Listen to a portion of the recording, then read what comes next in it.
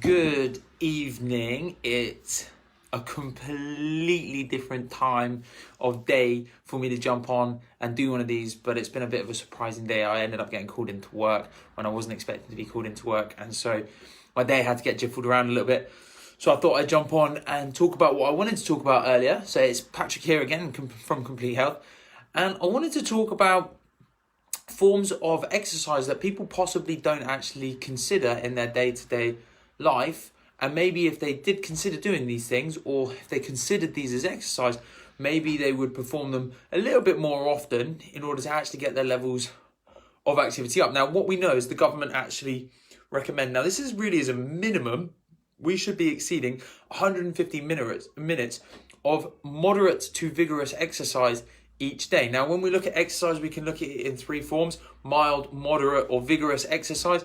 And realistically, we really want to be hitting those moderate to vigorous levels of exercise in order to actually get sustainable and good changes. But even something as simple as a brisk walk can be considered something as mild to moderate exercise.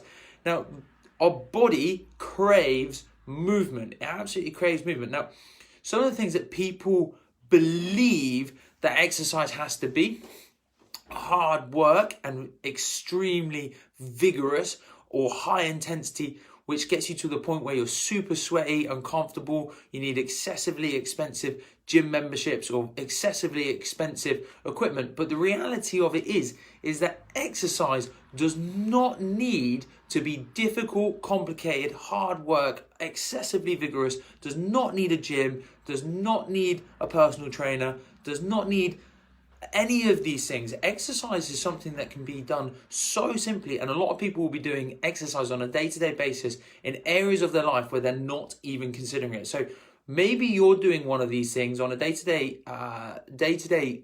activity, and this would actually be considered as part of your 150 minutes of exercise, so long as you're doing it to a point where you can start to feel that you're going very slightly breathless, and your heart rate is starting to raise, and you may start to get a little bit sweaty as well. So some of these examples may be stuff like going out and doing the gardening, or moving stuff around in your garden, stuff like moving the bikes around in sheds or reorganizing sheds. These would all be considered movements. Now, the thing is as well, the great thing about doing stuff like gardening is it requires a lot of different types of movement. So you'll go into stuff like squats, you'll kneel, you'll bend, you'll lift, you'll carry. And so what we actually end up using is a vast variety of different types of muscles and movements, which essentially is really, really good for our body, which will strengthen and tone a lot of those muscles. So stuff like going down to your allotment, doing the hedges in your garden, clearing out your shed, these would all actually be considered forms of resistance-based, and to a degree, depending on how hard you work, would count as cardiovascular as well. Something like as simple as your day-to-day commute to and from work. Now, majority of people will drive to work, but if you live within 15 to 20 minutes walk, you can actually end up burning an extra 200 to 300 calories a day just by walking to and from work. As simple as walking to and from work. And studies have actually shown that if you park at the opposite side of the car park when you go to do your supermarket shopping, you can actually burn as many as 2,000 calories over the course of the year. So really, really little things where we can actually increase our activity levels, and we add all those things up over a day, they'll start to accumulate as well.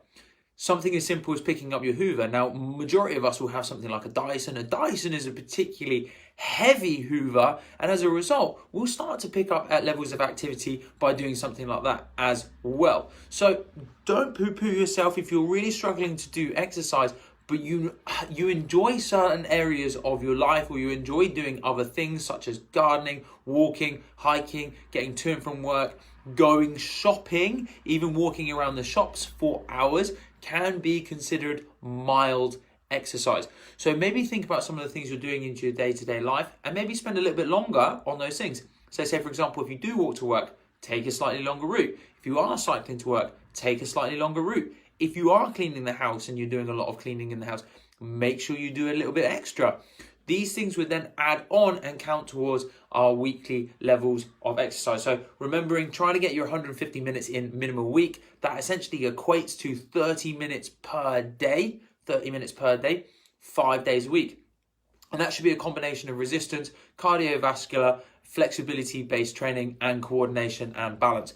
And that is really how we can actually hit the absolute peak of our fitness, is by actually getting in and then getting a minimum of 130. And this actually helps to prevent, and I've done videos in the past on this helps to prevent a number of different ailments moving forward into the future, and actually will help you guys to resolve a lot of the problems that you may be suffering with as to why you are coming into the clinic in the first place.